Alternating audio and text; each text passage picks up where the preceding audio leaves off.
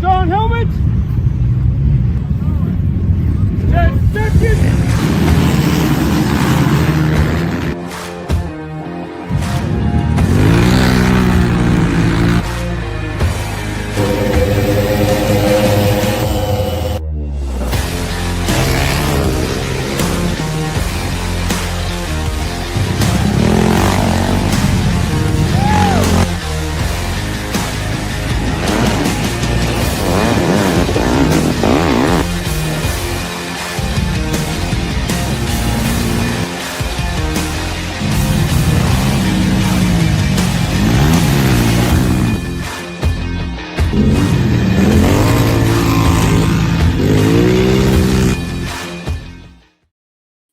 Welcome. I'm Chris McKean. And I'm Andy Kiner. We're all about cross-country racing, and usually it starts with 10 seconds. But not in Iowa. In Iowa, it starts with hands-on helmets. Helmets. Actually, most of the time. It does this one, not next time. I know. Oh, man. I know. We have quite the podcast to follow up on from last week. Yeah, good luck with that one. Yeah, that was a good one. Oh, no, we're going to be off the cuff. What did you say? Short jokes and Prius jokes, or short and Prius jokes, or something like that. So that's all the preparation I got, Chris. We are busy. I mean, it's, we both have full-time jobs. You must not got the memo to dress up for the podcast tonight. So I did not. I apologize. Nope, it's running from the podcast or running from work to the podcast. So gotcha. Well, you've been busy. You had a busy weekend. Got a lot of work done down at Canesville. Yeah. So got a lot of work done, made some changes, still got more. We haven't even touched everything yet. So hoping the weekend after next, not this weekend with Cahokia, but the following weekend, we'll get everything, for the most part, at least tied together and hopefully trimmed and be ready to go. So,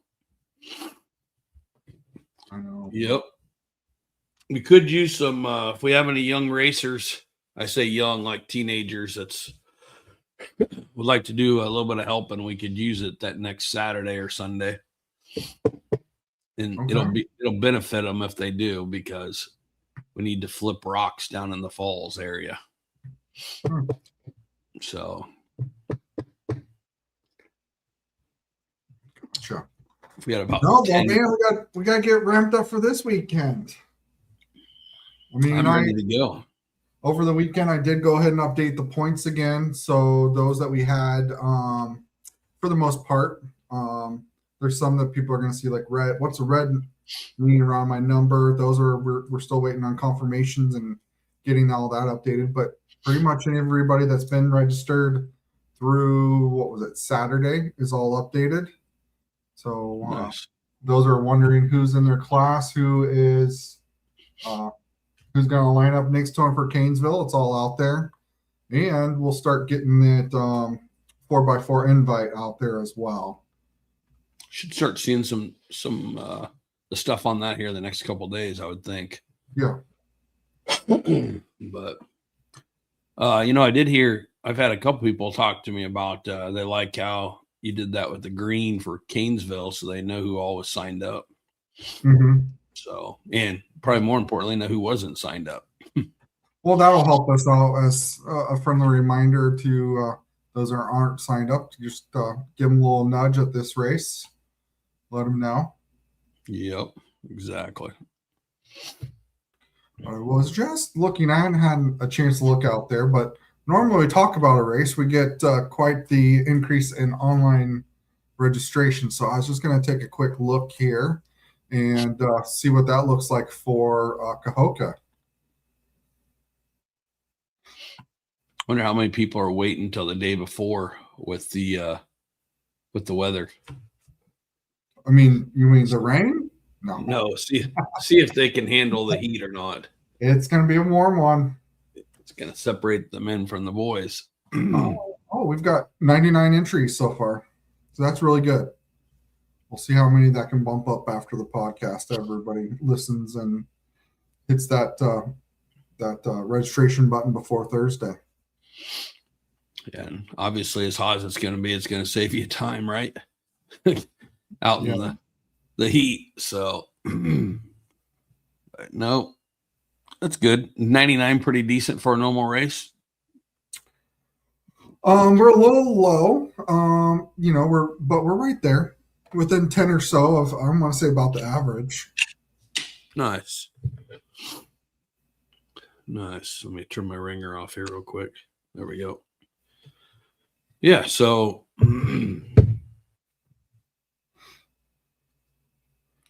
gotcha. Yeah, that's good. It seemed like you said it always kicks in pretty good around this time, Tuesday, Wednesday, before the event. So hopefully get some more signed up, save them time and everything, and seems to be going really well. So yeah, doing good. So what else? For somebody who maybe hasn't been at Cahokia before, want to just start kind of from the beginning, what to expect?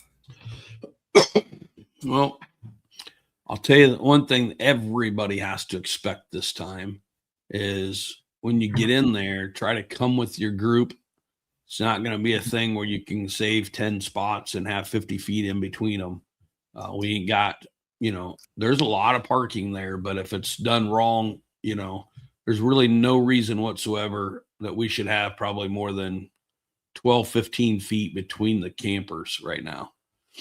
It's a little tight down there, not as much on pit lane, Mm-hmm. So parking is a little tight, but we just got to do it properly. We can't be pulling in there sideways. We can't pull in there and save for 3 people and have 100 feet, it just don't work that way. So we need to get in there and get them about 12, 15 feet apart so you can put an awning out if you want, especially this weekend.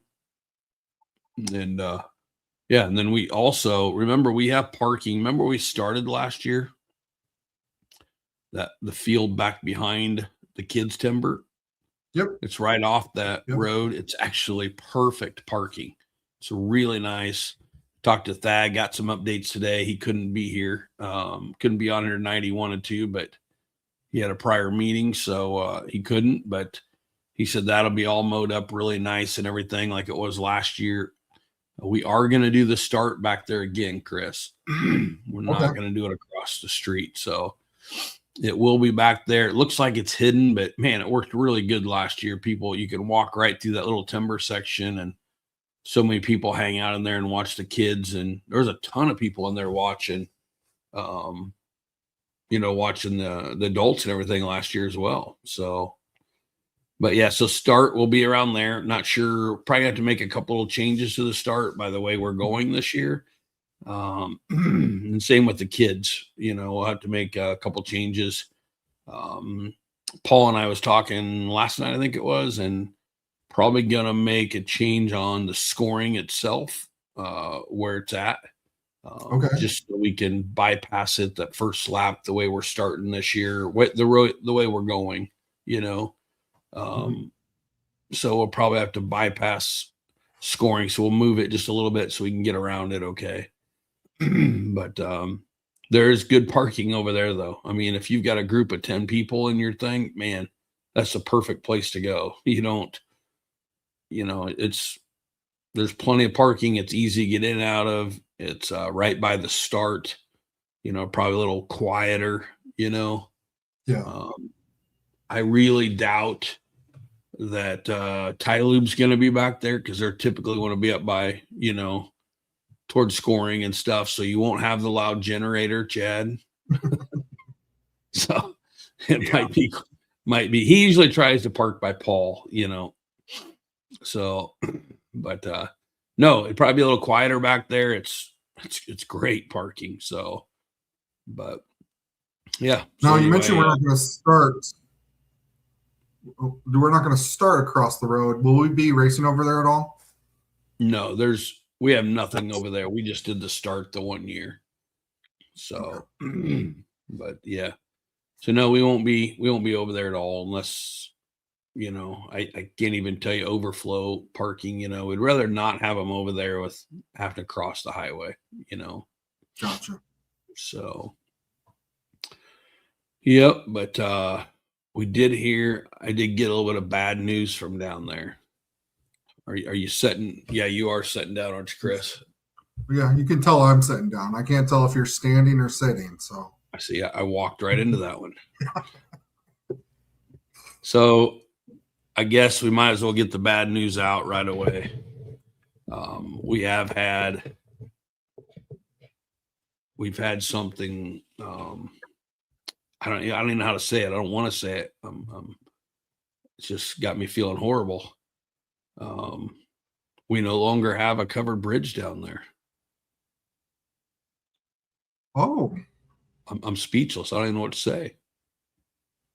What? Do we have a collapse? So let me make it very clear. Obviously, we've been working on Canesville a lot. And the only reason that we've been able to focus on Canesville with all the land we have down there and a new track is because Thad Trump and, his guys down there that are helping, that's done so much work on trimming and everything on this track. And we can't thank him enough. So today when I was texting back and forth with Thad, he was kind of giving me some updates. And he said, unfortunately, I'll bring it up here. Unfortunately, the cover bridge has ran out of time, basically. He does have another bridge already set in there, but it is a flatbed. So no more covered bridge. So the van trailer has ran its course. So it didn't have much to go, but it was fun having it, though. That's for sure. So, Gotcha. But just a little update because we've got several new riders coming for this one, and a lot of them had asked me about when the what do you call it, the track will be arrowed, to come down and ride it, or not ride it, but walk it and stuff. And he said that basically everything is trimmed for the most part. So the kids' course should be marked, I'm going to guess, probably as early as Thursday evening, maybe. Either way, by early Friday, I think midday Friday, everything should be probably marked, is my guess. So thanks to that, and like I said, everybody down there, it's unbelievable how much it helps, and especially with the heat that we're going to have. I think, was it tomorrow and Thursday are the two worst days, isn't it? Or Thursday, Friday, I can't remember, but by a couple degrees, right? Yeah. It's still going to be hot. Probably not much difference. You probably won't notice a difference between day to day, but at least it looks better. So, but yeah, the biggest thing about this weekend, Chris, is literally understanding that we ain't got a bunch of extra parking. So please, adjust your setup in your head right now before you get there. Know that you got enough to put an awning out. That's about all you need, so we can get, you think about if you go down the normal pits, everybody did really good at Mount Pleasant, but typically, you might seems like we always get an awning out and then another 15, feet on top of that. It's just wasted space, really. So we could probably get about another 10, 15 trailers in normally if we would just tighten it up a little bit. So I thought everybody did a great job at Mount Pleasant. So we just got to do the same thing here again. So we have to start where we were last year. Yep. So, and then we're gonna have a kind of like U-shaped pit road. Probably not. We'll probably stay away from the pitting on both sides. I'm guessing we will. I'm not going to tell you that 100% right now. But obviously like to make as much as we can, and we'll do kind of like that L shape, I guess you'd call it, or whatever, J shape maybe, that we did last year over there on the side of the scoring. But we're just going to look at a little new layout this year for where scoring is and see if we can maybe get some more people in there. But I'd say it's going to be fairly close. But yeah, a little limited access to being literally right on pit road. So be another good reason if you get there early and you want to get around behind there. Yeah, that's good parking back there. So All right. Other than that, I think if I heard right, we're changing it up a little bit back at Tim's in the big timber up on the hill. I think that's getting changed up a little bit. Unfortunately, we got to take the kids that were kind of in the timber that we're in, which always makes a good course down there, but it's just so far to get them to the big timber. You just can't, they get one lap by the time we got them there and back. Especially for those 50s. I mean, yep, exactly. So, one thing about this weekend though, Chris, it's going to be hot. Okay. So when it's hot, can you tell me what we still need to have on when we're racing? Well, we need all of our protective gear. So that's still long sleeve shirts, pants, chest protector, helmet, goggles, preferably. And just a reminder. Go ahead. Just a reminder on that. Obviously, the kids, you have to. It's a rule. You have to have a chest protector on. Yep. So even when it's hot, whether it's underneath your jersey or over your jersey, you have to have a chest protector on.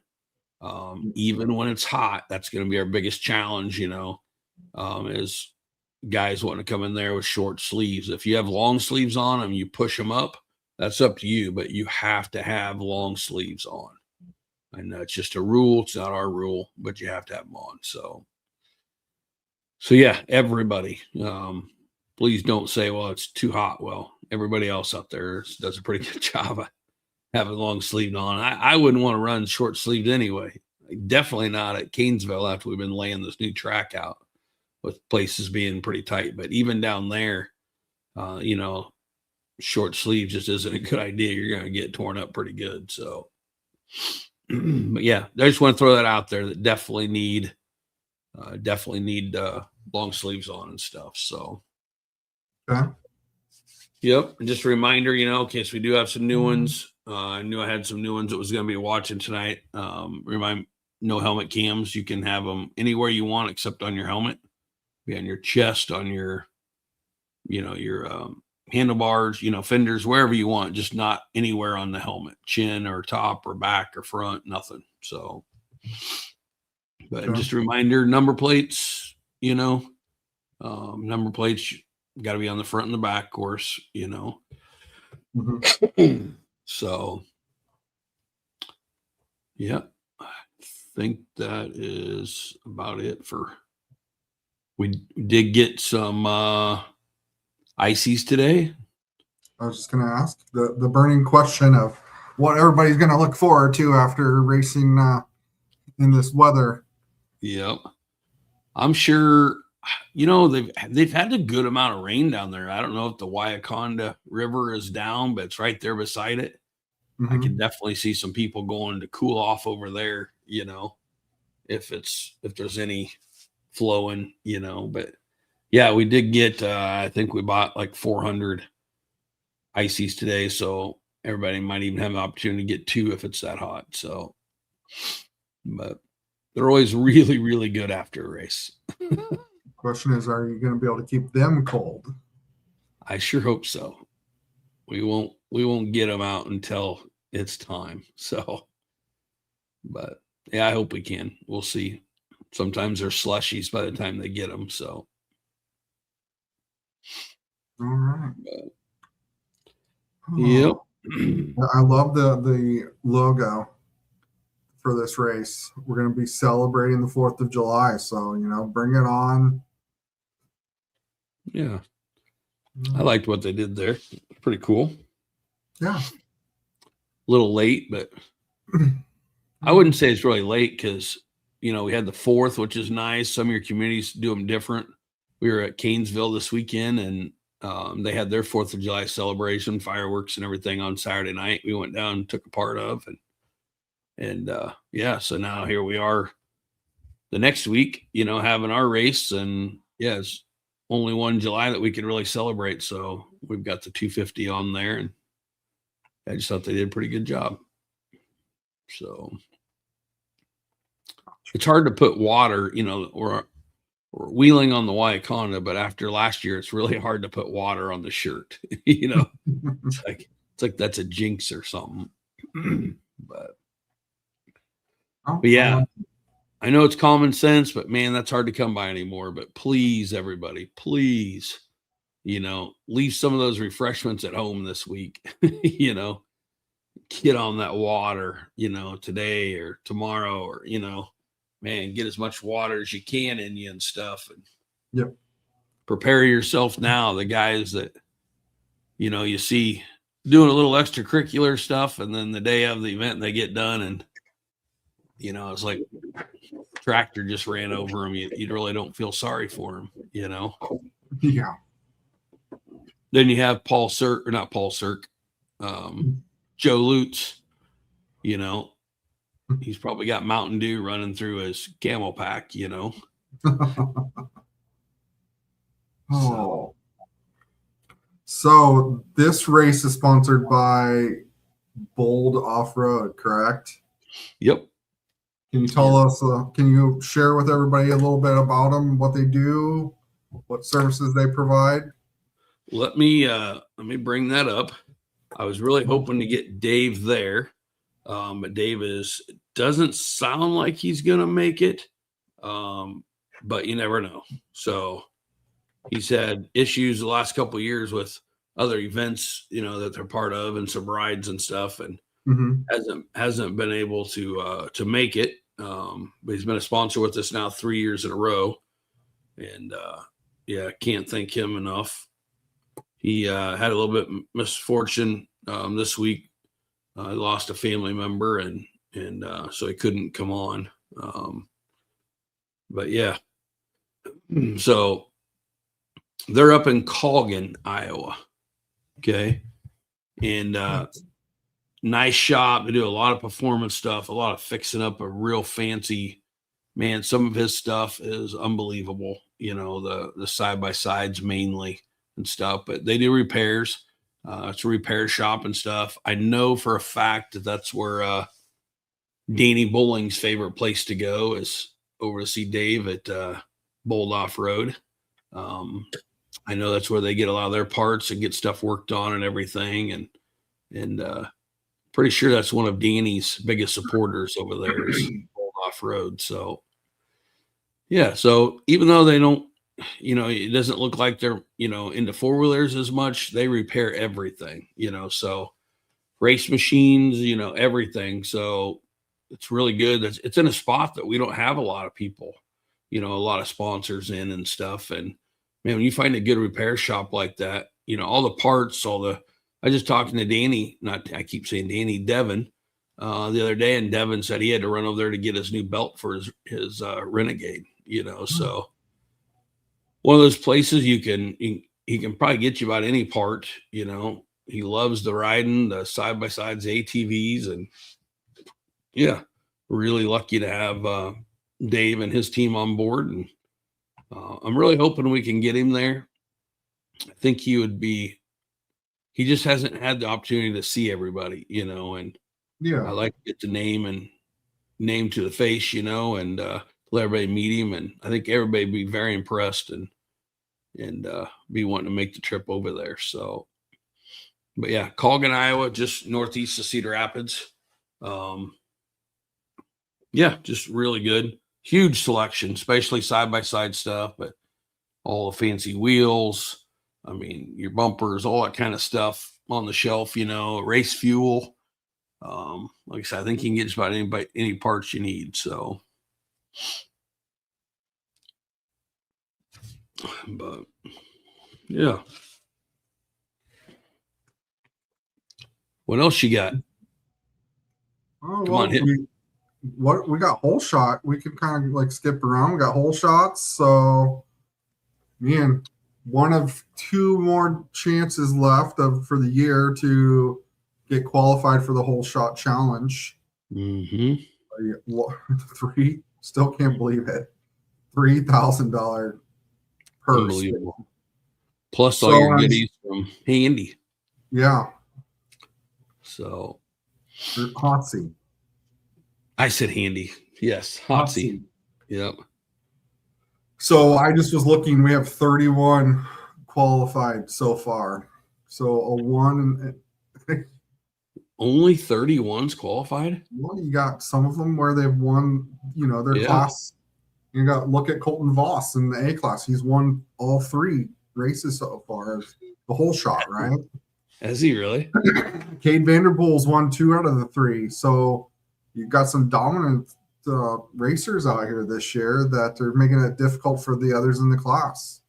I think Jackson Carroll's won. Jackson Carroll's another example. 2 whole shots out of the 3.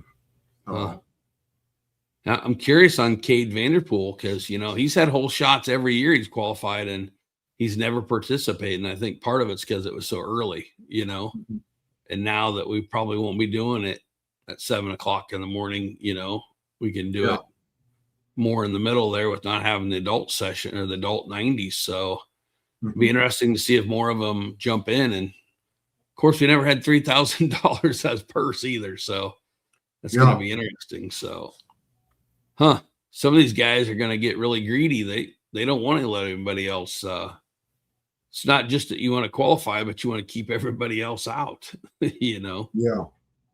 So I'm going to call it right now. I think, no, maybe I shouldn't. I was going to say, I think this is the weekend that Paul Sirk and Joe Luke qualify.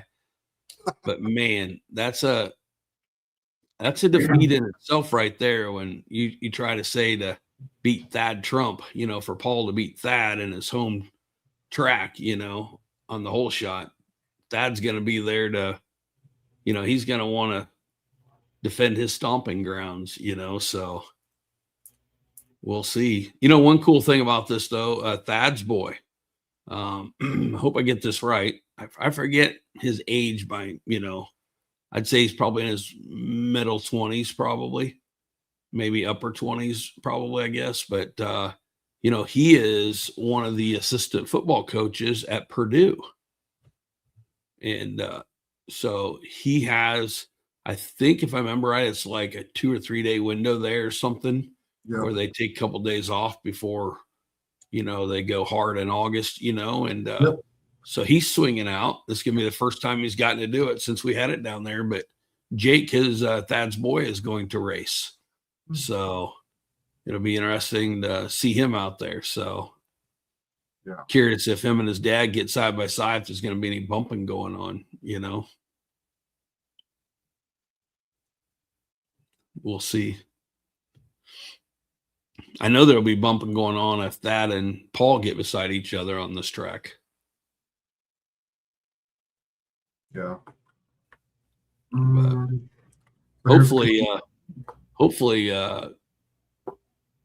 Craig Curry and Malcolm got it out of their system last year and they don't have to play bumper cars in that sand again.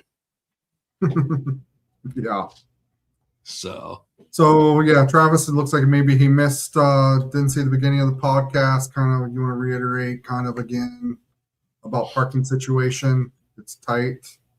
Yeah. When we're not saying anybody, I'm just saying if you do have a big group or, I know the crew even talked about being back there for a while, wanting to move back there, but it's just if you have, there's probably room, if I had to guess, maybe 20.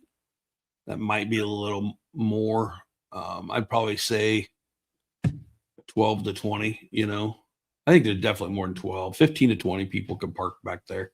And that's with decent sized rigs, you double up with the smaller ones and stuff. It's just perfectly flat. It's right by the start, not very far from scoring really when you cut through there, So, but yeah, just an opportunity for extra parking there. But as we were saying, though, it's a thing where you're just not going to be able to park 50 feet away from each other and save a bunch of spots.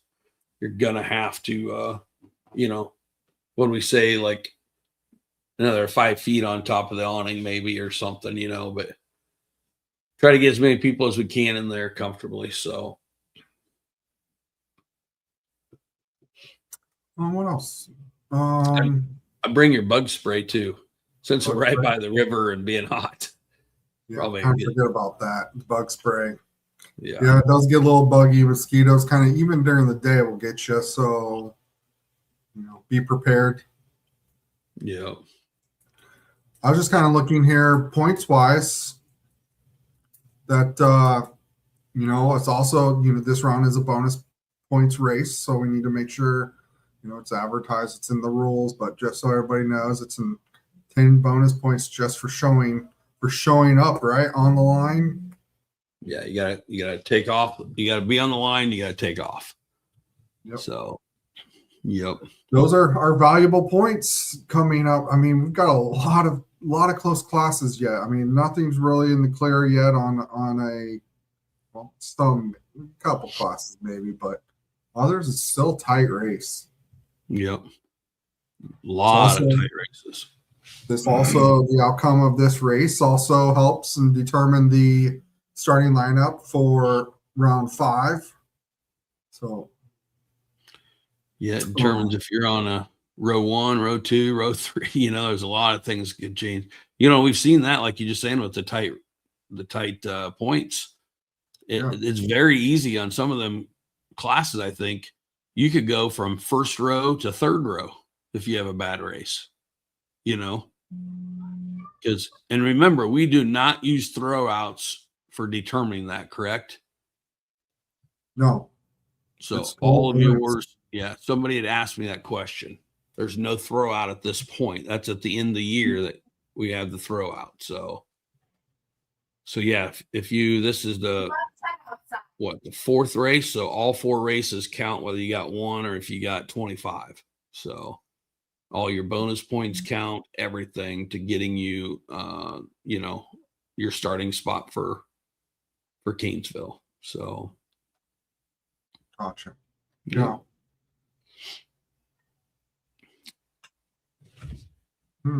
What else you got? What else do you have? Well, you never are quiet, so come on. What do you got to talk? I just want to put another reminder out there. I know Thad reminded me today, and we're looking forward to it if we can get the work done. Thanks to Thad and everybody. It sounds like we got a good chance of getting that done, but even though it's going to be super hot, Thursday night is the county fair race where we have a lot of youth racers that are racing in it. I know we have a lot of adults that are racing in it. So the crew and Thad and everybody, we're all planning on going down there to kind of support everybody coming in to race that fun fair race. So they usually have a pretty good turnout from what I hear. So it's unfortunate that we're there during the county fair because I know there's not like a lot of hotels or anything, but I'm sure they're gone. You probably have to get out a couple more miles in order to find some, but it's going to benefit us a little bit, I think, by, being able to go down and go watch some different style of racing, with the little motocross track there. So should be pretty good. Be fun, little different for everybody. So but yeah, just a reminder again too, if they would, as soon as we get done with the race, Chris, this is going to be almost, when it's that hot, it's going to be almost more important than the other races, is if you've got to grab a rag or something to cool down. But this is a big track, but hopefully I know you'll do your best at it, but when the race is done, getting the results up there just as quick as we can, even if we can only get 2 or 3 of them to get started, but just let people disperse and get cooled down and stuff. But we'll try to get those awards done just immediately, so just after each one, go straight to the awards top 3, and everybody else can get their stuff at the once it's posted at the trailer. So yep. As always, we try to get that out and printed as soon as possible. A lot of guys, depending on how long that track is for the adults, just because your race is over doesn't mean that somebody else's race isn't. So once we get that all clear from the track crew, then it's pretty much printing within seconds. After verifying, everything, which we have been, it's been pretty quick. Once we get the all clear, if everything it looks okay, to get everything printed. So, yeah, I'm glad you mentioned that. So, would you break that down for us? Because I know that there is people, a couple different scenarios here. You always get that guy or gal, either one, that unfortunately comes through it. Well, you can say unfortunately if you're tired, but to me, it's a fortunate thing. If you skim through there at, a minute left in the race, let's say it's hour 59 even, and you come through there, the thing's still going. So we're not stopping you until it's over. So if you want to do that extra lap, you go right ahead. There's some people I've seen, Chris, that come through there and they're waiting to see if somebody's coming. And if it's somebody in their class, or whatever, then they might wait and, you got to get out of the way, of course, but make sure they're not going to go, and you don't have to do that extra lap if you don't want to. But the diehards, and they get through there, I mean, they don't even look around, they're on the gas going, and, I think they look at it in a positive way. I get an extra lap, or I get a chance to catch up with somebody. So that's up to you on what you do there. But if you're not going to go, you got to get out of the way at least so people can get through, of course. But, but the big thing is when you get done, if I come through there and you start throwing the checkered at 2 hours even, Chris, and let's say I come through there at 2:01, well, those people that came through at 1:55, 1:59, what is Cahokia? Isn't it like a 25-minute lap, I think, or something? It can be. Yeah. Yep. It's one of the longer ones.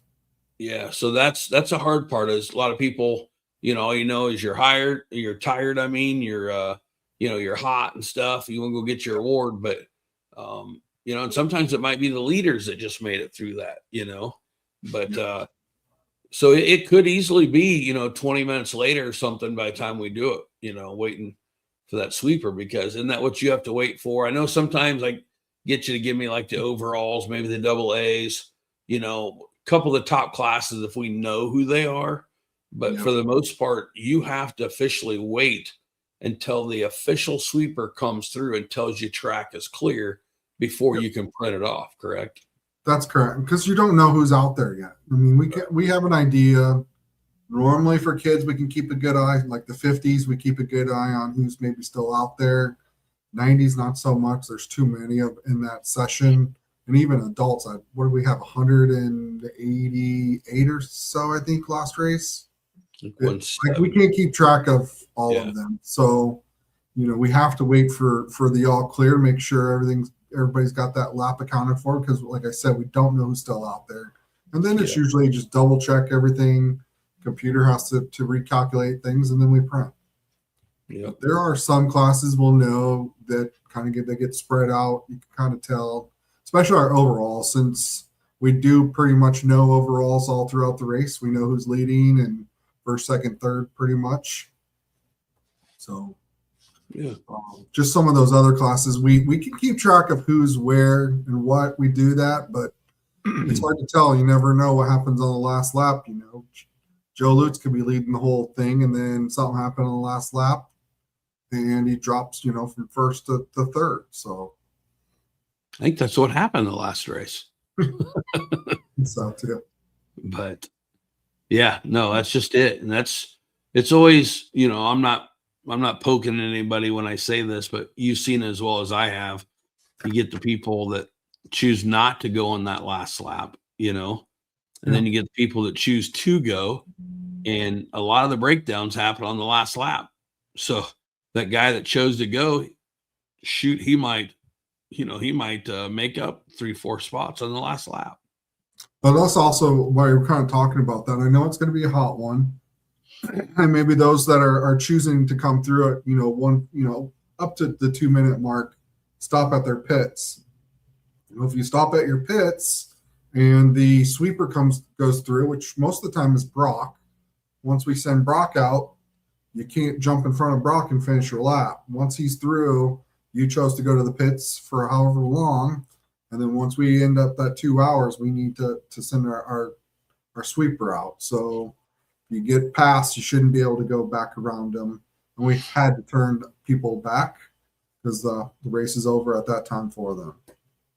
Yeah, and sometimes, I guess maybe the crew or people need to let you know too if you're hot, tired. I understand, but yeah, for any reason whatsoever, you come up on the sweeper, your race is done at that point because you will not be scored if you pass the sweeper when they're sweeping. So we've only had that issue a couple times. It's always been a rule with us, so it's nothing new. But yeah, you must. If you're at the end there and you must slip by to grab a drink, you better do it really quick. And I've seen Brock do it several times where he'll go through the pits and look, as he's going to see if anybody's coming out, but and he's understanding about that. So, but if they're out there on the track, if they're out on the track and go ahead. I'd say if they're out there on the track and you come up behind a sweeper, for some, I don't know what's happened, whether you've got lost or whatever, but no matter how it works, your race officially done because you cannot pass the official sweeper. So we can't allow that because we got to make sure that we know the track is clear, when we're done. So, and I was just going to say, this is kind of a different track too, because we have pits before scoring and pits after scoring, right? Yeah, so, and then we'll have the pits on the other side too. So yeah, for sure. So I think there shouldn't be anybody. Well, there always is a couple before scoring that's landlocked, they're on the inside, but not too many. So but I'm glad we're talking about this. One thing, we have to start doing, it's me. I might end up setting up 2 rows of cones. What I mean by that is I'll set up the track, at the cones, and then I might end up having to go back like 15 feet and set another row of cones because we have to. That's one thing we've been told. We've got to really start watching the pit lanes. Too many people are backing the trailer and putting the back of their trailer like right at the cones at the racetrack. It just can't happen, so we've got to keep the stuff off the track. Your tents, everything should be a minimum, very minimum, 10, 15 feet off the track itself. So we really got to watch that. If I remember right, last year here, we had a couple complaints or somebody said something about right in the corner, the inside corner. I don't know which inside corner it was, but coming through the pits, there was a trailer parked there that was pretty close or something. But yeah, too many times. I know at Mount Pleasant, seems like we always get some trailers really close. So just something we've really got to start watching, but just another safety issue there. So. Gotcha. Yep. No, I think that's pretty much it. Yeah, should be ready to go. We got a really good ambulance crew there. We got the good food. This is one of my favorite barbecues all year long is down there. Really good food. So I seen someone talking on one of the forums or mentioned somewhere, I forget where it was, but something about there's a really good ice cream place in town. So that might be a popular place this weekend. So but I think if the water's down, maybe somebody down there can let us know, but I wouldn't doubt if we get a lot of people down there wading in the water, in the Waiaconda and everything. So, but I know there was some pretty nice sandbars and stuff, and it's nice having that bridge there, because you get the shade and everything. So, yeah, but yeah, even if it's hot, it should be a good weekend. I seen Dylan Howard make a comment that they might be getting a half-inch of rain on Thursday through Saturday. So typically I would say that is great. Yeah.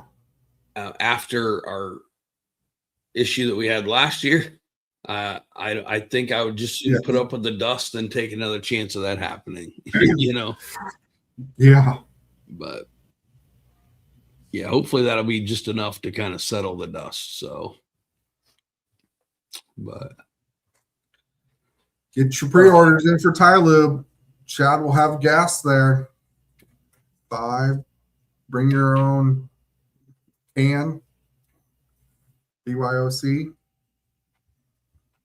Nice. If I remember right, it's $79. I always forget. He needs to make it even 80 or 75. But yeah, if you need any Ty Lube products, Chad will be set up there. My guess is more towards registration ish, where it has been in the last couple of years, and then usually he's typically right beside Paul Cirque. We usually save him a spot right beside Paul Cirque. So, I have been corrected. It's $85. What'd you say? $79.80. Oh, gotcha. Cool. Yeah, it's nice. Ty Lube and Chad, lots of times we've talked about this before, but lots of times it's you take for granted, it being there. But when it's hot like this, you got a bunch of loading, a lot of lifting, stacking everything. And I know they got to bring 2 vehicles to bring that, so it's a big commitment. So please check Chad out and, and support him, let him know that we appreciate him doing that, and choose to get your fuel there instead of, maybe some store that's not supporting anything. So, but super nice of him to have it there. That's for sure. I think we've all taken advantage of something that he's got that we needed, and that track support's really nice. So, yeah, but maybe he needs to give ices away for every product you buy. That'd be a good thing for him this weekend. So, but I did want to say about Canesville. I don't want to keep jumping around, jumping over there, but I think that's about all I had for the Wyaconda. Did you have anything else? Nope. Just a friendly reminder: registration closes Thursday, 5 p.m. I've seen some Burnhams have registered since we've been on here, so just another reminder: closes. So, gotcha. Only a couple of AA guys have signed up, so reminder. Yep. So on to Canesville, then, just because we're on the pre-registrations, I just can't stress it enough. I don't want to just keep jumping ahead, but that's pre-registration only. So if you're a AA rider, if you're, first year rider, whatever it might be, and you do not sign up by the 25th, that means you do not race, period. Because we have to have them. You have to have them in order to get that lineup done. And some people have asked us how that'll work. And I think, Chris, I can speak on this. You correct me if I'm wrong, but we're going to draw them out, or you're going to list everybody, by points. And then after that, everything will be by when you signed up.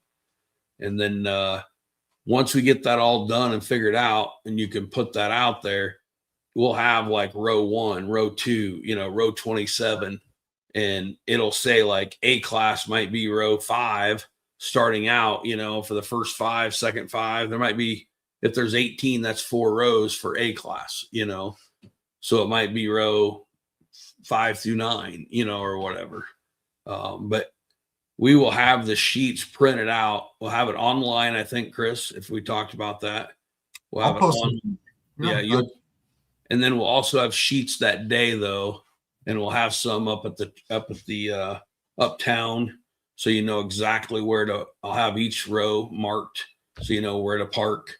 First, if you're in the first spot or you're in the 6th spot, the first spot of your row, you don't choose, because we don't have time to wait for somebody and stuff.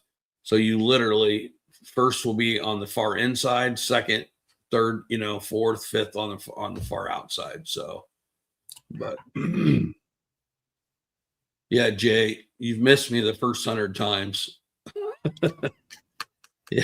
Yes, it's based off of points. And then after that, it's based off of, if we have any new guys coming in, it's based off of when they sign up. But yes, it's based off of points for the starting rows. So. Oh, this is really tiny, but yeah, it's just so that those want to see what it's like. Oh, nope, it's not going to let me share both. I have it all planned out. It's all done on an Excel spreadsheet with the five racers across. And when I was doing my testing over the winter time, that's kind of how I did things, and was able to test the system, make sure it could handle the load and all the starting rows. So it's all there. Like I said, we'll publish it within a couple days. I'll promise within a couple days of the race. So by podcast next Tuesday, I'll have it out there. Maybe we can talk about it on the podcast. Nice. Be perfect. So a lot of the questions have came up about that, Chris. We were looking at the starting, why are we uptown for an hour and a half? Okay. Well, it's kind of like a repetition kind of follows us. We have a lot of guys that don't show up till like we're doing national anthem and stuff. We just can't have that. You literally will not be able to get into rows after we tighten everybody up there.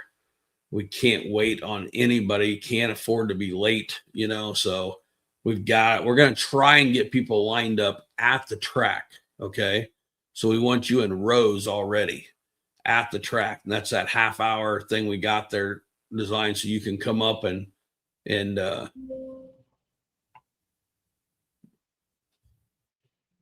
looks like, yeah, that's correct. The 25th is the very last day you can sign up, period. So the best thing to do if you haven't signed it, 5 p.m. Yeah. Make it very clear, 5 p.m. That's the cutoff that we normally stick with. Thursdays, 5 p.m. before the race. We're going to stick that way. I have time that Saturday to start working on what I need to do. So it is at 5 p.m. on the 25th. So the best thing to do, Chris, as far as I'm concerned, if you're coming to the race this weekend, you haven't signed up, just sign up. Yeah, you don't have to sign up online for this race. You just got to be signed up for it. We do have some entry forms for those that choose not to use and sign up electronically. We have the forms there. They can fill out and pay, and we will get them added to the list for the race. Yeah. So, yeah, just be safe. I would just get it done this weekend and know that you're ready to go. How many people got the free t-shirt? That's something we offered for that first cutoff. There was a lot, wasn't there? Yeah. Like 200 or a little over. Like 203, I believe. Okay. You're going to make me look that up, but it's somewhere no around 200. Yeah. Yeah. So that was pretty cool, but yeah, get signed up. Do it this weekend if you have to. That way, 100% it's in our hands. Don't get lost in the mail. Or if you're, doing electronically, that's fine too. But I just hate for it to get really close because I've done that too many times, Chris, where I got to get this order. And the next thing I know, I'm like, crap, I didn't get that done. And I lost it, or whatever. So please get signed up. You do not want to miss this race. But while we're on the topic of missing this race, if you do not plan on racing this race and you are a past racer, or if you're a racer now and aren't going to be able to make it, or race, and you're interested in helping, I really, really have a goal of 10 people we need to help sweep. This is a long track. It's not just a long track. It's going to take a long time to get around the track. So we've got areas that we really need people, Chris. And if it's just somebody that, has a winch and a utility, but don't want to be riding all day, man, I got 4 or 5 perfect places for you that would love to have somebody sitting there with the winch just in case, to grab somebody, pull them up type thing. But my goal is to get 10 volunteers.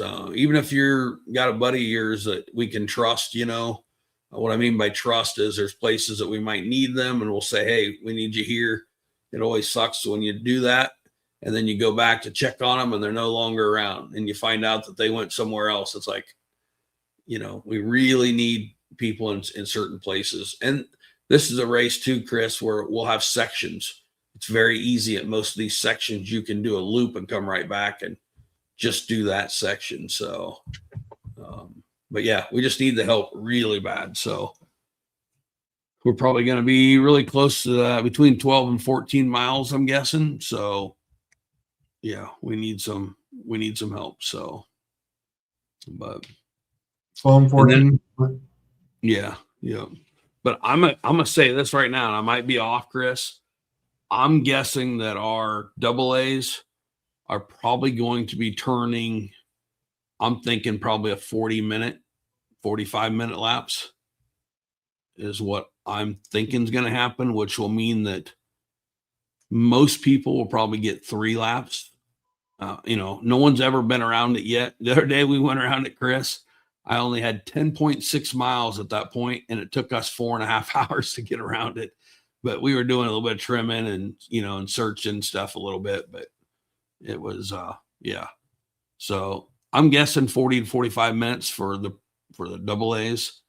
Maybe longer, we're still got 3 miles of stuff to finish down there, so, but there's going to be places where you can breathe, you get to an open. I was thinking about that getting to the pits. I'm sorry, when you leave the pits scoring, and then when you're coming into scoring is the 2 biggest open sections we have. And then we have 2 that's literally about a quarter mile long. One's not quite a quarter, but one is about a quarter. You're going down a dirt road. And you'd think, God, I don't want to do that. But after you get on this track, Chris, you're going to love, that's going to be most people's favorite spot because they can take a breath, they get the cool breeze on them and they can take a breath with the rest of the track. So it's just got a lot in there. So we definitely need help. I seen the question about the cliff section. I think he's talking about the fall section. We don't have that one. We know getting out, it's already trimmed. We added a big sandbar that wasn't there before. We changed the way we're getting out of that section. That will be the number 1 spectator place. I'll guarantee you spectators can actually get right down on the sandbar and still be out of the way just fine. You can stand up on top of the, I think it's called Brushy Creek. But that you can stand up on top of the banks and look down and see it all. But then I think most people are going to want to get right down there to the fall section and getting to see all that because that's going to be tough. That will definitely separate the men from the boys for sure. So probably the number 1, I don't know, I shouldn't say there's so many cool spots for pictures, but obviously that is going to be a really, really cool spot. So yeah, so outside of that, again, another reminder, we have 2 to 6 different people. I know I got 2 coming, potentially 4 more, like crew cab machines coming, Rangers, Can-Ams, whatever it might be, where we wouldn't actually turn down a couple more of them to give rides downtown and to give rides from up around the pits down to the falls area. We want to get people, it's about a quarter mile down there too, but just trying to keep everybody from having to walk down there. We're going to have a path and everything for them just to drive down and see everything, bring your lawn chair and just chill down there, so be a lot of fun. So, but we can get, whether it be older or challenged or, whatever it might be, we can get your rides down there for sure. So, and then also prepare everybody too, Chris, at the gate. We've got that long area coming in that we're going to bring in and it'll be caution taped off, but you'll get in there, get you off the road. And then they will be putting the bands on you this race. So be prepared. There's no handing them the bands. You got to get them put on this one because we're going to get that rush of people coming back from downtown. So, yeah. So they will be putting them on them each time. So getting a couple texts right now about people interested in helping. So that's awesome.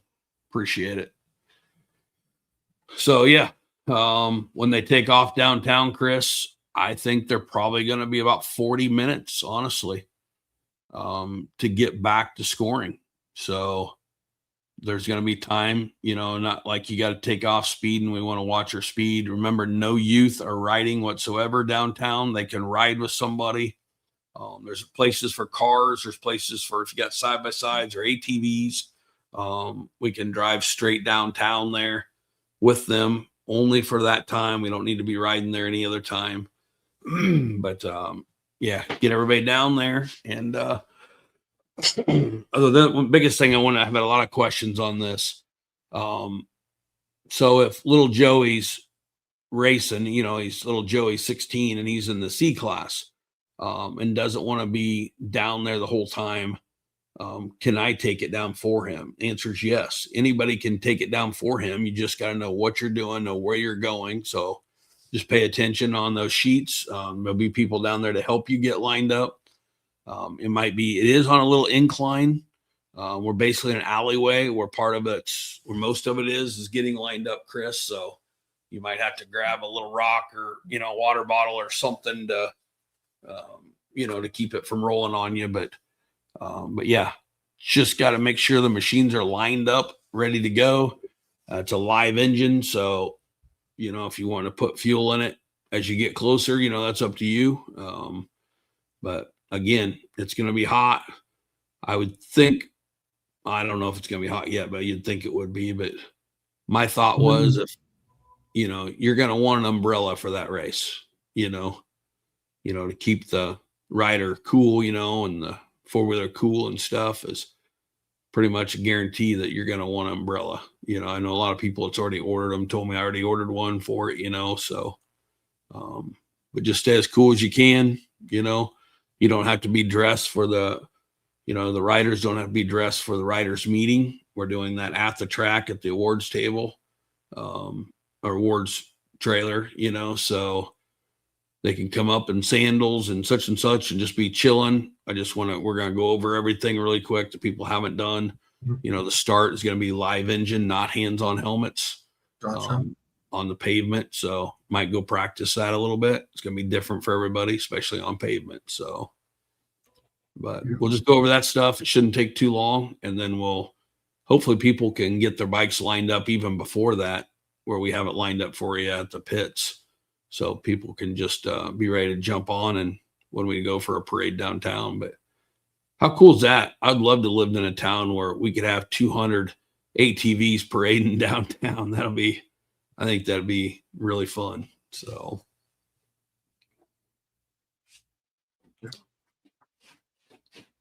And then remember, we got plenty of food vendors. We got a coffee place going to be there. We got shaved ice. It's called Dirty Soda, I think it's what it's called. Lemonade. Yeah, we got all kinds of stuff's going to be there. So we got some vendors and everything. So it should be a good time. Be plenty of stuff. They have a little cafe. I forgot to tell you this, Chris. They have a little cafe there in town. We talked to him. He can actually make 600 pounds of ice a day. So he will be having ice available. I think it's just going to be there at the cafe, which is right where we're lining up at. So literally, if you have to run down and get ice, if you got to take some, a machine or something, that's not going to be an issue. So,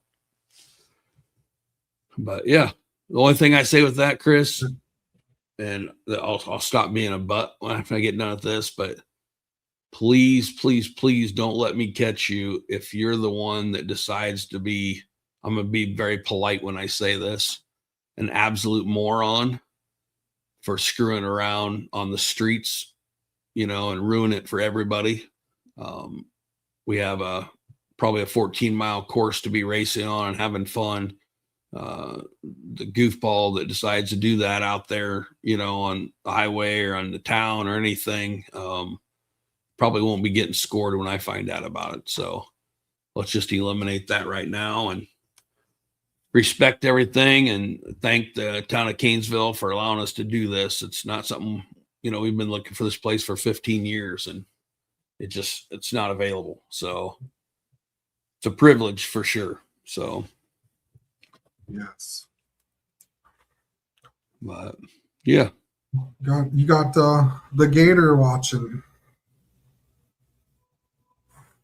Adam Gill. He heard you're on. Going to talk the whole podcast, so he's tuning in. Oh, you scared me. What's up, guys? Oh. I watch Adam stuff all the time, man. Got my fingers crossed. Maybe he'll show up. Never know. I'm not going to push him, but would love to have him. This will be something special. So, yeah. I'll tell you what, though, Chris, we did get the proofs today for the we're doing a special background, awards thing for the Penland. Mm-hmm. And I got to tell you, it's probably, I said this about the Iowa State Fair, but I am not going to say probably over our Heartlands, everything. This is 100% my favorite awards banner I've ever seen in my life. Really? Got to give a shout out to Spider Graphics. They absolutely killed it on this and absolutely love it. So I'm very excited for everybody to see this, but yeah, it'll be a lot of fun. So in case somebody didn't get to see it last time though, Chris, we're about the Waiakonda for this race, obviously this weekend, but there's just so much stuff going on. But did I show you my buddy? What do you got? My buddy. See, what's funny is it looks like you're standing up, and that's still taller than you. Why do you got to ruin it? Why do you got to ruin it? Yeah. So in case you didn't see this, this is what you're racing for at the Waiakonda, or at the Canesville. So in every class, that just amazes me. Yes. And I think that's so important. I'm not going to keep going over that all the time, but that's just so important for,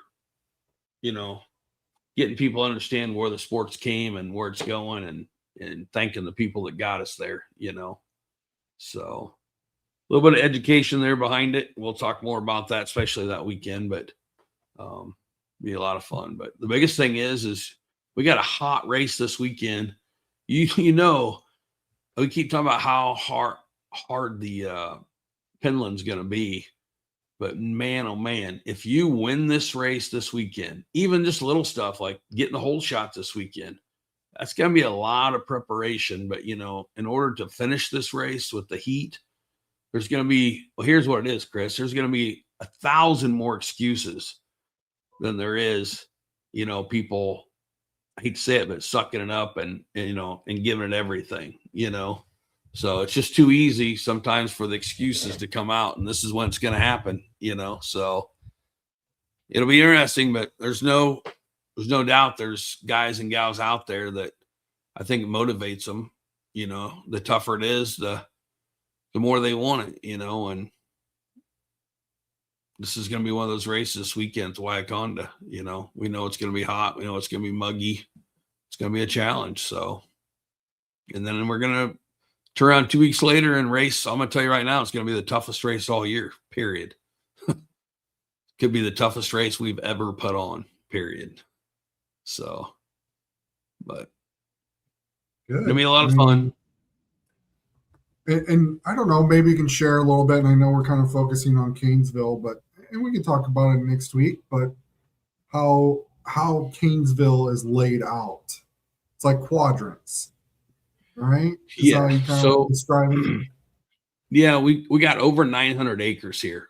That's just the part that we're on, Chris. And what it is they went in and they fenced this. It's a big cattle. They run cattle there a lot, but it's probably the smartest cattle operation I've seen in a long, long time, where instead of letting them run everything and overrun everything, they've got it all fenced out where they can move them, from section to section. So we have a lot of gates. I mean, I kid you not, Chris, I think we're going through probably I might be wrong, but probably 7 to 8 gates during the race. And I love it because what's going to happen is I hate cheaters. God, I hate cheaters. Let me make that clear. I hate cheaters. But it's going to be very hard to cheat at this one, because when you go in one section, you're going to get in the trails and there's no other way out until you get to this next gate, so, and good luck on just trying to find it outside of following the track. So this is a track where if you don't stay on the track and you think you might know a place, you will either get lost for a long time, which you don't want to get lost here. Or there's a couple sections, I'll tell you right now, Chris, you're going to have this. Guys or gals, either one, riders, I should say, that see somebody and think I can make up a little time. And I hope there's nobody, but there's always that one or two people, I think, that always thinks like this. If I cut across here, I can shave some time off. You're going to shave. So we got one section, Chris, where you are in a sandbar, and right above them, you got the track coming right above the creek. There ain't nowhere to jump down in there, but you will see them. And if you were to try to cut over there, you will cut off over half of the track. It's that close. And that's why we've laid this thing out, was you'll penalize yourself 99% of the time at this track by trying to get off the track. You will be shocked on what it cuts out. So, and the other places where, somebody thinks they've got had a breakdown and they think they got to cheat now, and you try to run around there and it's like, holy cow, I can't get through this brand new fence line. It's 4-strand, 5-strand. It's not something you can go underneath or over, it's stopping you in your track. So just point A to point B through these sections, and these sections, some of them are really, really big. So yeah, so a lot of fun. When I first heard the way this thing got laid out, at the sections, I thought this ain't going to work. And then I realized it's a blessing in disguise. So it'll be good. So I think you'll be standing around more than you normally are. You're not going to have as many customers at this race at Canesville. Thanks. Instead of 6 or 7 trips, I'm kidding you. I think most people probably get 3. Some only get 2. I'd be shocked if some of them slip through at 4, but it might end up being faster than we think. So who knows? But never know. After that first lap, it could widen out a little bit. Just depending on weather. Nope. No, it's tight. There's places where, yes, it could widen out a little bit. But again, I think the guys did a wonderful job laying this thing out, because you think, Chris, we're going through this timber, right? And you have a site where you can see ribbon, or you can see an arrow over here, and the track goes this way, but man, Paul Sirk, he's just turned that corner. I know I can get him if I cut through here. That'll be the person that's laughing at you, because you ain't getting out of that ravine, or that old fence line that's stuck in there. You ain't getting through it. If I see people in that fence line, these old fence lines that are way off our course and they get caught up, that's the ones I always wave at. And then after the race, we'll go back and get them. So, but there's no reason to be off of this track. It's long enough. They're going to get spread out enough. I don't think lap traffic's going to be bad at all. There'll be, I think, times where people never even see anybody, they'll be by themselves. So yeah, make every lap count. So the, also really quick, the parking here, the parking is good. It's not perfectly flat though, Chris. So if I had to guess, I would say like 2 blocks on one side of because it is like a hillside, but it's not bad at all. If you didn't put any blocks on there, you'd probably be just fine. If you want to be perfectly level, I'd say 2 to 3 blocks, and it probably wouldn't be an issue at all underneath the one side. But we got a ton of parking. That's not going to be an issue. So should be good. But yeah, there's parts of it though, Chris. No, it's going to test people And there's gonna be, I'm gonna tell you right now, we were in some cedars cutting last weekend, and it's so cool in there. Will there be issues? Yep, there's gonna be issues. Could there be a bottleneck at 30 quads? Yep, there could be. And the only way they're gonna get out, if you sit on that quad and you sit there and watch somebody trying to get their quad turned around, it's just gonna cost you. Get off of that quad, help the guys get going, and then take off. You got to help each other. But there's sections like that I hope it don't happen. But when we were laying it out, do we think it's going to happen? Absolutely. It's too fun not to be in there, Yeah. So yeah, it's race the track, and get hydrated. And I think you're going to be just fine. So should be good. So, all right. Yep. What other news you got to share? I think that's it. Just might bring up as of right now, the state fair isn't full. I know we've got a lot of people signed up already, but what's the cutoff for that? It's like, that race is the 15th, so I think it's like around the 9th or something, 8th, somewhere around there. Yeah.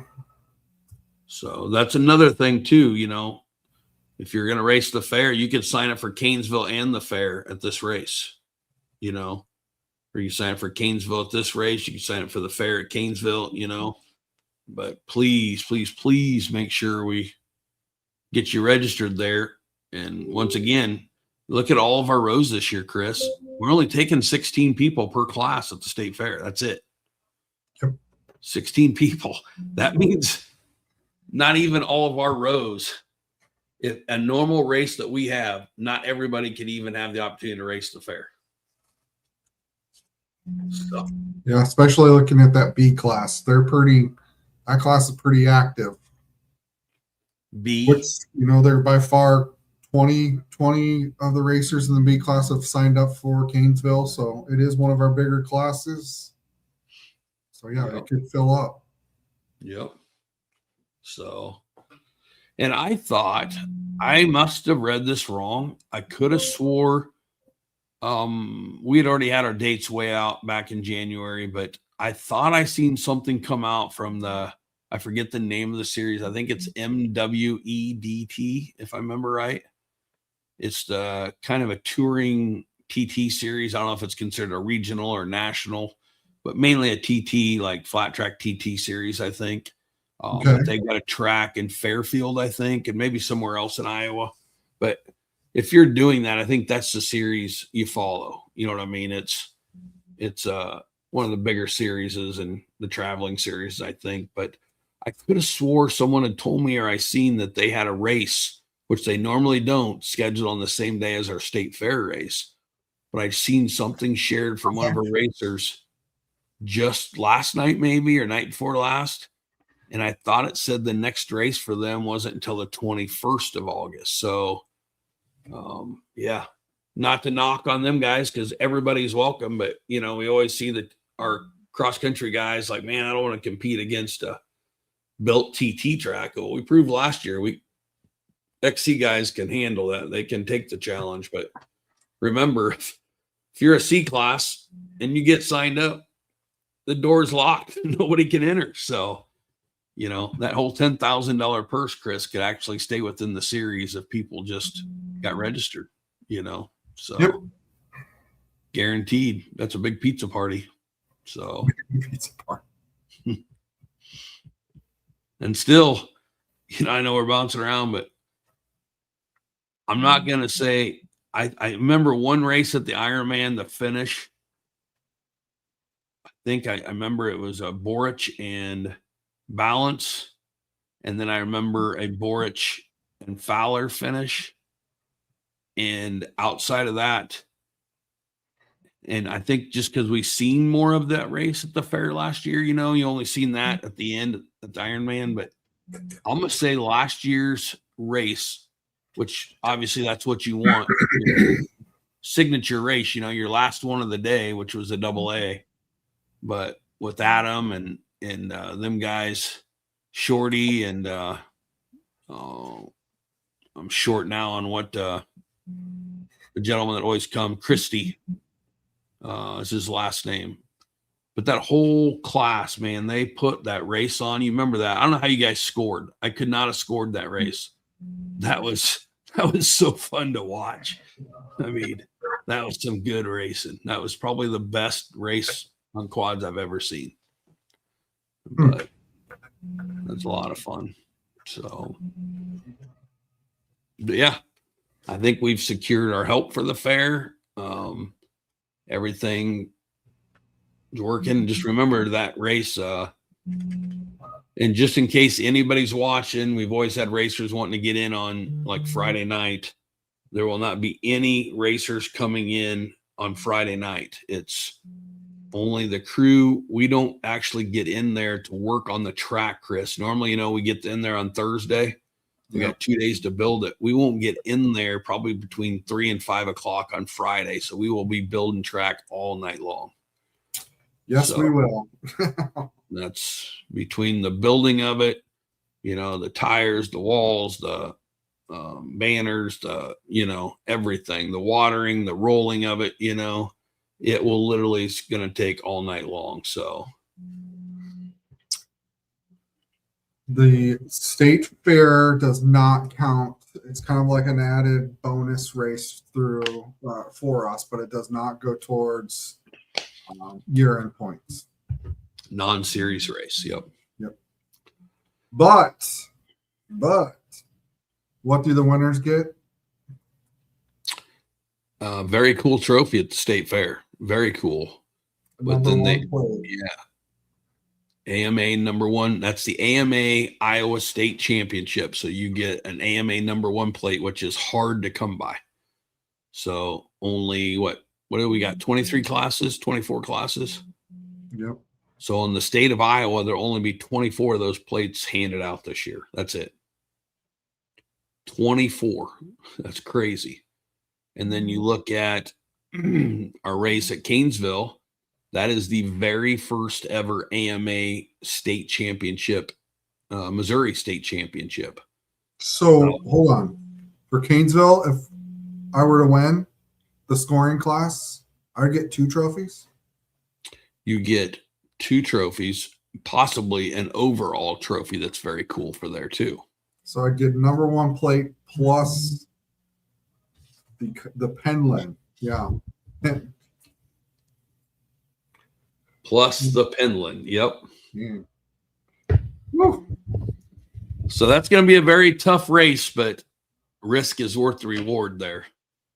So, I want to see who wins. What would be cool? Win the state fair and win Kingsville. That would be awesome. I agree. And you think about that. And I was joking with, and I wasn't joking. I'm dead serious with some of my Missouri buddies that race. Are you really going to let somebody from Iowa or Wisconsin or, you know, Illinois come in and take the very first AMA state championship? I can't even imagine that. If you've Missouri, you know, when we first started the series, let's face it, we got our butts kicked. You know, that double A was just Missouri guys. I mean, them guys have been so fast for so long and, you know, never had the opportunity to pull an AMA state championship number one plate in. And now that it's there, I'm anxious to see the guys that may not even race with us. You know, they might be in other series, you know, but having the opportunity to do that, or, you know, just look at it as, am I going to let somebody from outside of my state? Look at Adam McGill. You know, Adam McGill took home in West Virginia is where our number one plate went for our double A, our fastest guys last year from Iowa. It went clear to West Virginia, you know. Are we going to allow that to happen again? You know, are we going to fight for it in Iowa? You know, the Missouri guys, you know, Iowa, at least we've handed it out now. We're on our 4th year, I think. 4th or 5th year for the state fair. 4. So, right. and I don't think the first year was, if I remember right. I think maybe it was. So we've handed out, it's been an AMA state championship race for possibly 4 to 5 years now. But again, Canesville, it's the first time ever for a Missouri. My gut tells me that you're going to see guys from Missouri that haven't raced with us for a long time, and they are coming for blood. They're going to protect their territory. At least that's what it used to be in Missouri. It used to be that, man, them guys are just so fast. It's like they would come into our territory, we'd call it, just having fun. But I just can't imagine them not preparing for their, for that race, So we'll see. I might be wrong, but there's no doubt I know people in Illinois. I know people in Wisconsin, know people in Minnesota, Nebraska, Kansas, I know we got people coming there from Texas. We got people coming from West Virginia, Pennsylvania, I think it is, all over. They're coming for a shot at that, at those number 1 plates. So it's going to be big. First time ever. I think it's a signature trophy, for our sport now at the Penland. First time we've ever had something like this. So not only you going for that, but the pot's even sweetened more by a number 1 plate. So you win that one, man. You've earned it, so hopefully you don't get any of the sandbaggers, the ones that want to sign in for classes. So doing what they should be, but that's kind of on them if they do that. If you've won 3/4 championships, and try to race a class down, hopefully everybody lets them know about it, so, but we'll see. All right, buddy. What's anything bugging Andy before we wrap up the show for tonight? No, I really don't think so. I think Andy's feeling very fortunate that we got some really cool races starting with this weekend. We do. Every race from here on out means so much, from points to qualifying for, Canesville to bonus points at, at the Waiakona this weekend at Cahokia to your $3,000 payout for the whole shot, challenge at Murray, gosh, there's just every single one. The Iowa State Fair, I mean, gosh, just think about that, Chris. I don't know about you, but I wish I was in shape enough and racing where I just always loved the Iowa State Fair. It's a pain in the butt getting in there. It always is. But after that, just the opportunity to showcase our sport in front of that many people, and that's the way every race is from here on out. It's every race has a lot of, lot behind it from here on out. So all year it has been that way though. So it'll be fun. So registration picked up. I will say we had 83 for the state fair. So numbers decent. We still have some time, but yeah, it'll be here before we know it. So get signed up. Yeah. Which that number is a little low because I know we had some papers. So I'm gonna say around 90 for the state fair. Yeah. Yeah. Yeah. And we're still, gosh, what, about right at a month, aren't we? Yep. So, yep, they'll be picking up. But man, I'm telling you, some of them classes are going to fill up. Don't wait. I promise you they're going to fill up. So, hey, and really quick, while we're on the state fair, as a reminder, okay, that moves really fast. So get in there as quick as you can, get lined up really quick. Remember, you got to be facing when you're on University. You either got to be on 30th headed south to get in there, or you got to be on University headed east to get into the fairgrounds. You know what I mean? You get in there early. Preferably on University headed east. Correct. Yep. But if people are every year, people's like, oh, I'll come in from the bypass. Well, you're going to get stuck there and then you ain't going to be able to turn because you can't make a left off of University. So the best thing to do is come in on like 235 or something, get off on University, and that way you're lined up. And I'd be lined up at 6, probably 6 o'clock, so, but.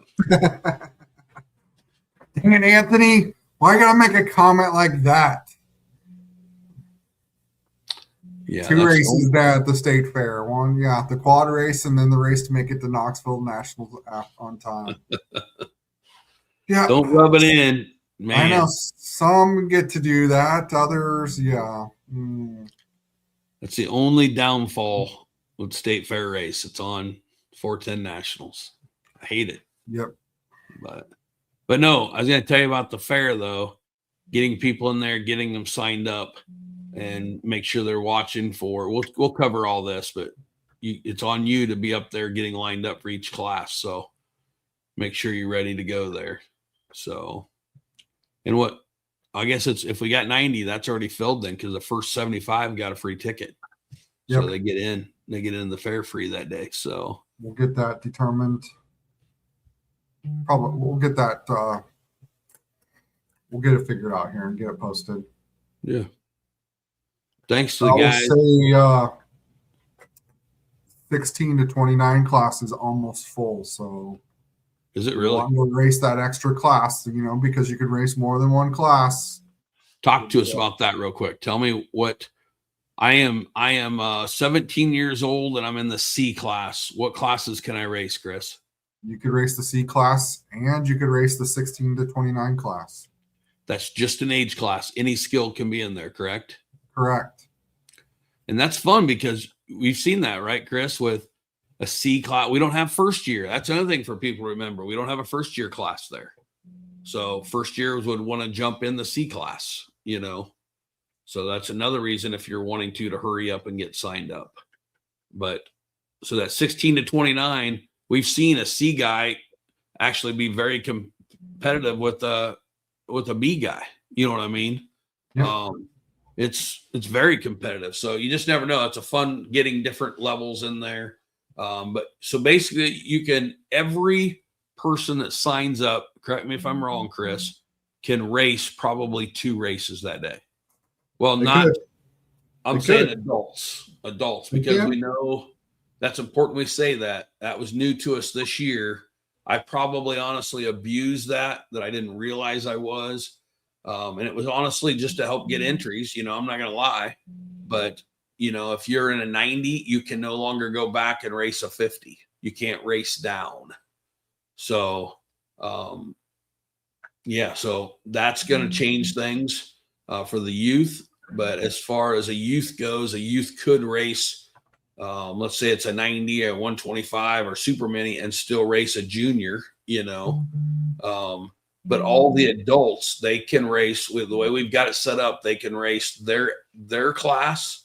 Plus you can race the class that's 16 to 29 until it's full. And then we have, what's the other one? 30 plus. You could do a 30 plus. Yeah.